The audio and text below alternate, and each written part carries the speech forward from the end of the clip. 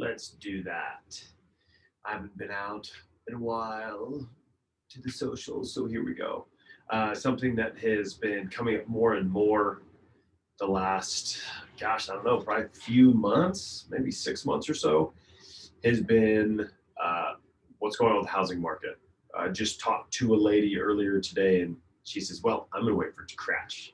Then once it crashes, I'll be able to buy what I want." It's like, I don't think that's going to happen. And here's why. So, last housing market crash, what, 2008, 2009, 2010. We had 6 months of inventory on the market at that time. Right now, we have 2 weeks of inventory. So, what that means is if there's 6 months of inventory, that at the current burn rate or absorption rate of buyers purchasing property, it is going to take 6 months for the buyer demand to zero out the housing supply. So if no other houses hit the market in 2008, it would take 6 months of buyer demand to wipe it out. So today we have 2 weeks of inventory, which means if no new houses hit the market for 2 weeks, there'd be nothing left to buy. So that's one argument against the thought of who's calling me? The thought of the housing bubble popping, and the other one is inflation. Not just regular inflation, but hyperinflation is what we're potentially looking at. I believe it's about 20% of the money supply was added in 2020 alone through all the stimulus plans, and they're going to add like another 15 to 20% to the money supply again with the new Biden American Recovery Act. So what does that mean? That means that we have more money coming in available to buy the same amount of goods. Iron, I just looked this up. Iron in the past 12 months is up 112%. Lumber in the past 12 months is up 256%. The cost of corn on the futures market is up 91%. Soybeans are up 74%. But interestingly enough, consumer price index, which we typically use to measure whether or not inflation is happening, has stayed relatively flat. Why? I think the biggest reason why is that United States citizens are saving now more than ever. Our savings are up 33% from what they should be, but that won't last forever. Once people start spending again, because the things you buy on the CPI are made with iron, in wood, in corn, in soybeans. These are the places we live. These are the things that we eat. These are the cars that we drive. So inflation is coming. So then the question becomes, how do you combat inflation?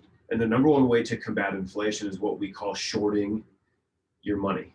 So you've heard the term of shorting a stock. That's where you bet against a stock that's really high. And then if you win, as it goes down, then you make more money, right? So as the stock goes down, you make a lot of dough, and that's shorting a stock. You can also short your currency, and the way you do that is by buying highly leveraged hard assets, cars, houses, land. Get a loan, say 20% down, and get 80% mortgage and go buy a house. That house is going to produce income, it's going to pay for the loan. And ideally, at some point, inflation will have taken up so much, like it did in Germany, to where you'll be able to sell a pair of shoes and the cost of the shoes would pay off your mortgage. So an example I saw was before hyperinflation hit in Germany, a regular house in Berlin was about 10,000 of their dollars.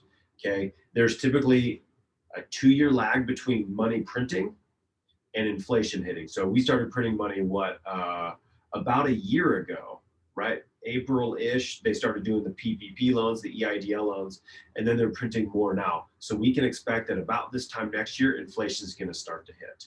So you buy your house for 10,000 bucks in Germany. 2 years later, you could go buy a pair of shoes from a kid and sell them. With that money, you could go to the bank and pay off your mortgage. So at least you now own a house free and clear for the cost of a pair of shoes. That is how inflation works. So, is the market going to crash? No. I think if anything, inflation is going to cause housing to go absolutely bonkers, which means you need to buy it with a loan and buy as much of it as you can now. Always make sure it cash flows. So in case I'm wrong and the housing market does crash, you can still make the payment. But if I'm right, it will take very little to pay the mortgage off in the future due to hyperinflation. I hope that makes sense.